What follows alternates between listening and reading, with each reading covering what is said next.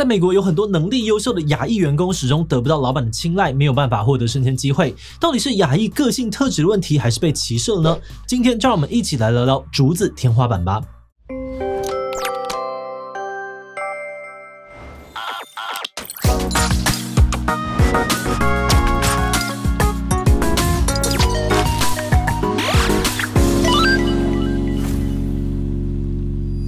Hello， 大家好，我是志奇。2021年的奥斯卡入围名单在当时被认为是最多元的一届，不仅有许多女导演获得提名，少数族裔的提名人数也是史上最多。其中亚裔群体的入围数量呢，尤其受到瞩目。而提名公布之后，一位美国记者就写了一篇文章，名称叫做《奥斯卡多元领域见证亚洲演员粉碎竹子天花板》，主要在讨论呢一向被白人主宰的奥斯卡奖项，亚裔终于也有一席之地了。但标题里面使用的竹子天花板却比报道本身引起了更多的讨论。有的人认为用竹子来代称整个亚裔有些不礼貌，也有歧视的嫌疑。有的人则认为这个词很好的表现了亚裔长期面临的困境。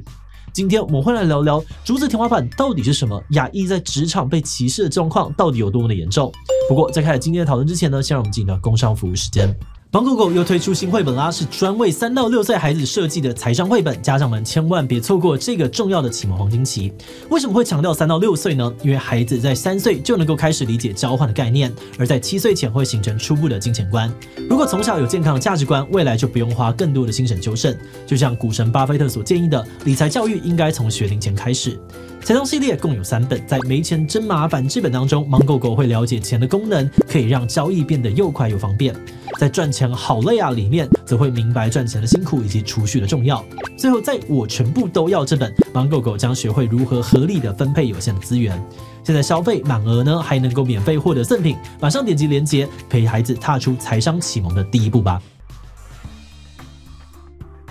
竹子天花板一词是出自于一位韩裔美国作家在2005年打破竹子天花板给亚裔的职涯策略一书当中提到的观念。作者 Jane 作为一位企业界领导力的策略专家，他描述了亚裔群体在职场上面所遇到的升迁困境。明明能力背景都不输别人，但是亚裔员工却好像被一个无形的力量挡着，无法往上爬，成为公司的管理阶层。Jane 挪用了玻璃天花板的概念提出了竹子天花板的这个用词来描述这个现象，而 Jane 也提出了很多的解释。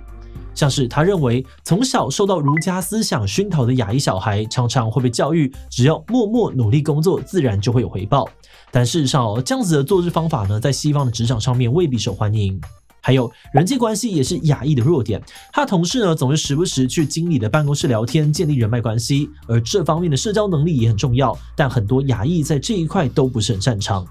那虽然说以上 Jane 的分析不一定都是正确的，但他所提到的亚裔升迁困境是美国社会真真实实存在的问题。以科技为例根据一份2015年的调查，在美国矽谷像是 Google、Intel 等等的知名企业，每87位的白人男性就会有1位担任高阶主管，白人女性呢则是每123位当中有1位会是高阶主管。但对于亚裔群体来说呢，每201位的亚裔男性才会有1位高阶主管，女性呢则是285人。换句话说，不论性别，亚裔进入高阶管理阶层的比例呢都只有白人的1半。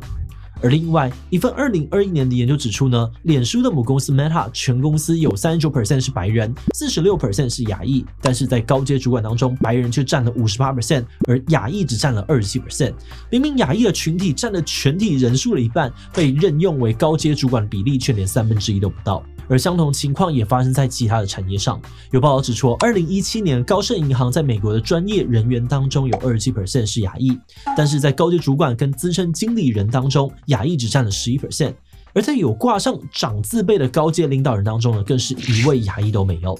还有像是法律界亚裔成为事务所共同合伙人的比例呢，也是所有族裔当中最低的，就连政府机构也有类似状况。根据2016年的统计呢，美国联邦政府的专业劳动力当中，亚裔占了 5.8%， 但是在最高行政长官的层级当中，只有 3.5% 是亚裔。总结来说，不论是在哪一个领域亚裔似乎都遇到了升迁困难的问题，没有办法成为领导的角色。为什么会这样呢？很多人认为会有这样子的现象跟亚裔普遍的性格特质比较有关系，包含了提出竹子天花板一词的 Jane 都认为，大部分在亚裔家庭成长的小孩呢，其实会受到父母祖父们一代影响，保有亚洲传统价值观，而这样子的价值观呢，会体现在职场的各个面向。举例来说，在亚洲文化里面，普遍都会要求小孩尊重父母、尊重师长。那在职场上面呢，也会对主管长官非常的尊敬，不管主管有什么样的要求，都会努力的达成。还有东方教育当中，常常会鼓励人们要谦虚，不要自满。比如说呢，当主管称赞，这一次的提案做得很好亚洲人可能会说没有啦，刚好这次比较顺利，大家都有帮忙。很少亚洲人呢会主动邀功，也会呢怕自己看起来很自大。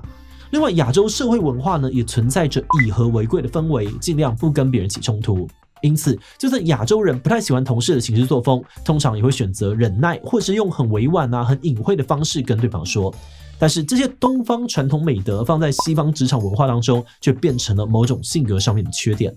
像是一些主管会觉得亚裔对上级毕恭毕敬，叫他做什么他就做什么，感觉没有主见，也不懂得表达自己的想法。还有亚裔常常过度谦虚，总是贬低自己的成就，也被认为是没自信的表现。另外，亚洲人不爱起冲突的个性呢，也被当成是不懂得沟通、讲话拐弯抹角太迂回等等的缺点。以上这些呢，都成为了亚裔在职场上面的劣势，让他们得不到升迁的机会。但是，也有人认为会有天花板的存在，并不只是亚裔的个性问题，社会的刻板印象才是造成天花板的主因。在讨论亚裔的刻板印象时呢，很多人都会提到亚裔长期以来模范少数族裔的标签。1960年代美国通过了移民相关的法案，让亚洲移民人数大幅的增加。在当时的美国人眼中呢，很多亚裔新移民不只努力的读书、认真工作、奉公守法，也对于社会经济有很大的贡献。而确实，很多亚裔靠着自己的努力成为了中产阶级，被认为是实现美国梦的最佳典范。而从那之后呢，亚裔就开始被冠上模范少数族裔的称号，这样子的印象也延续到了今天。虽然说模范少数看起来是正面的评价，但是呢，却被许多的亚裔认为是包着糖衣的毒药。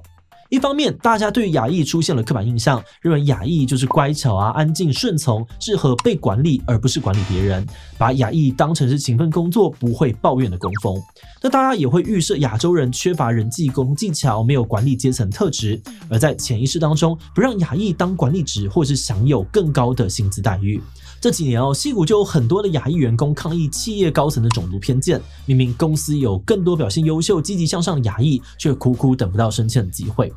而另外一方面，模范少数的标签呢，也让很多人误会，认为亚裔都很有钱，生活都很优渥。这样子错误的想象呢，让社会很容易忽略亚裔在职场上面可能遇到的困境。而当亚裔主动提出他们希望打破不公平的待遇时，也比较少被社会支持跟理解。总结来说呢，一些人认为职场中的亚裔天花板之所以存在，并不是亚洲人自己的个性问题，而是社会长期以来的刻板印象造成的结果。那么说了这么多，现在的美国亚裔对于竹子天花板到底怎么想？有什么方法可以打破天花板呢？根据我们查到的讨论关于美国的亚裔群体现在是否还会遇到升迁上面的困难，答案几乎都是肯定的。大部分的人认为，这样的情况跟过去相比，并没有太大的改变。在目前的美国职场里面，还是对于亚裔充满了偏见，觉得亚裔安静，没有领袖魅力。不过值得庆幸的是，这样的状况还是有在慢慢的改善。有些人就分享，在他的公司里面已经开始出现相关的课程，协助雇主跟高层了解社会对于少数族裔长期存在的偏见。同时，在亚裔社群里面，也有许多的机构跟组织帮忙亚裔提升职场上面的能见度。像是全美规模最大的亚裔专业人士组织真华基金会呢，就举办职涯发展的活动，提供咨询、教导职场上面的沟通技巧，来协助亚裔突破天花板。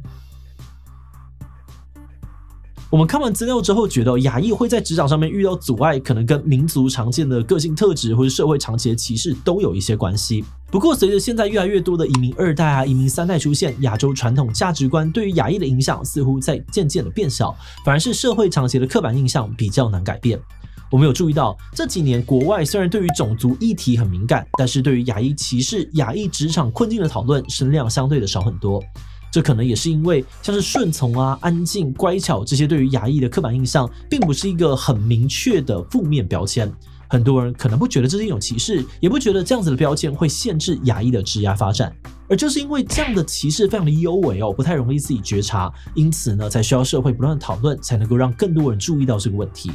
那最后看完的国外的例子，我们其实也想到了台湾状况，毕竟台湾也是由不同族群组成的社会。会不会在职场啊、学校当中，我们对于少数族群，像是原住民族或者是新住民，也有设下天花板，却一直没有觉察呢？会不会有很多的隐性歧视还没有被大家拿出来讨论？这或许是一个可以思考看看的问题哦。好的，那今天想问大家的是，你认为接受亚洲教育长大的人，在职场上面真的会比较吃亏吗？ A 会哦，因为比较不会邀功，不会表现自己，常常处于弱势。B 会哦，但我还是抱持着认真做事就会被看见的想法。C 不会哦，其实亚洲教育下面的小孩还是有很多竞争的优势。提其他留言分享你的想法吧。最后，如果你喜欢今天的影片，欢迎分享出去，让更多人一起讨论亚裔的困境。此外，也可以点击这个地方看看美国的亚裔歧视以及善良的歧视主义者。那么今天的这一期就到这边告一段落，我们就明晚再见喽。